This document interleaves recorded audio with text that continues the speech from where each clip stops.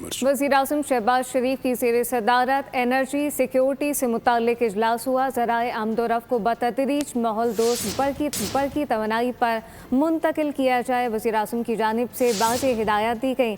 सरकारी इस्तेमाल के लिए सिर्फ बिजली से चलने वाली बसें मोटरसाइकिलें खरीदने की हिदायत। तफसीलात क्या है फहद चौधरी से जानते हैं। जी फहद बताइएगा।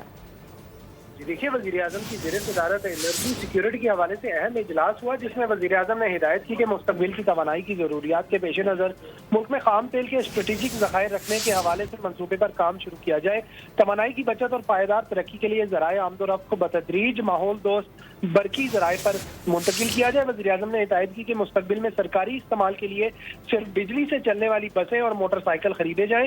ईवी के लिए चार्जिंग स्टेशन के क़याम के लिए मज़ीद तेज़ी से इक़दाम उठाने की हिदायत की वज़ीर-ए-आज़म ने, और कहा कि शमसी तवानाई से पैदा करदा इजाफी बिजली की स्टोरेज के लिए बैटरियों का हुसूल आसान बनाने के लिए लाया अमल तश्कील दिया जाए। मकामी तौर पर आला मयार की स्टोरेज बैटरियां तैयार करने की हौसला अफजाई की जाए। वज़ीर-ए-आज़म को ब्रीफिंग में बताया गया कि मुल्क में इस वक्त पेट्रोलियम के वाफिर ज़खायर मौजूद हैं और ग़िज़ाई सिक्योरिटी। चौधरी अपडेट कर रहे थे, आपका शुक्रिया।